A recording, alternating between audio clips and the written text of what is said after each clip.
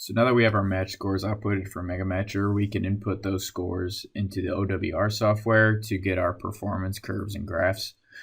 Before we input any of the Excel files into OWR, I just want to make note to make sure you don't change anything in those files by adding headers or sorting any of the results, because the OWR input looks for the files in a certain format that is produced directly from MegaMatcher. So we try to leave those sheets alone as best we can before inputting it into OWR.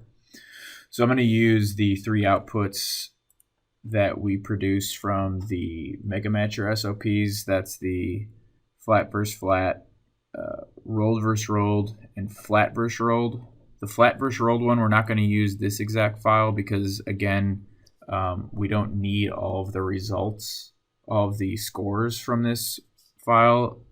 We got those from the Ubuntu software, outputting the genuine and imposter sheets. So I will show two different methods on inputting these type of scores into the OWR software, and another way of using these text files as well. So we'll go ahead, open up the OWR software. It's already loaded right here. Okay, the first way that we'll do it is going to data input, biometric comparison scores, and scroll down to Purdue data. Purdue data option looks for the exact output from MegaMatcher, so we'll go ahead and do that now, and I'll show you what I mean by that. So these sheets right here, the .csv files, so we'll just go ahead and load the first one here, flat versus flat, and it will put it into an OWR matrix sheet. And I'll get into that a little bit later in the video as well. So just go ahead and click OK. And now it'll bring up a wildcard. What this wildcard is, it's a system to decide which tests represent same to same tests and which do not. Meaning it looks at strings of text to represent the match. So you'll see three important components to the wildcard string. Their standard characters, the percent sign, and the asterisk here, and then just the regular standard characters. The standard characters are used just to delimit the percent and the asterisk sign. The percent sign represents one or more characters that vary and are of no importance to the match. The asterisk sign represents one or more characters that represent the actual match. So here we have an asterisk before the first underscore, and then another asterisk, and then underscore, and then the rest of the file name is not important to our match. And I'll kind of explain that. Bring up our image names here. So we see here what we're wanting to match is this bit, which is the IRB and the finger that we need, and also this.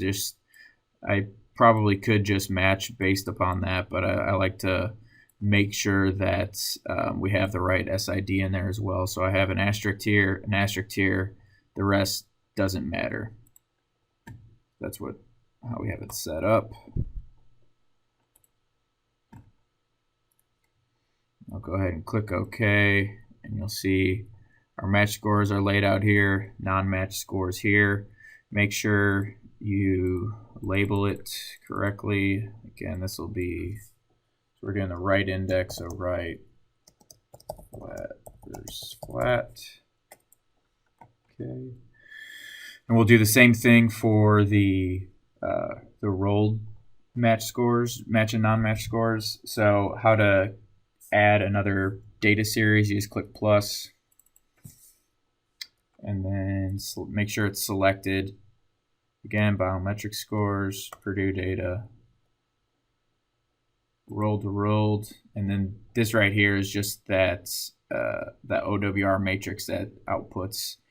We use these for OWR converts all of our MegaMatcher outputs into a format that that the OWR software can generate stuff, the performance curves from. So that's why it's important to keep everything in order on these sheets, because if something's out of whack, it throws the results off and it'll mess up this file. So we'll just do the rolled versus rolled here. Same thing, output. Yep, good to go.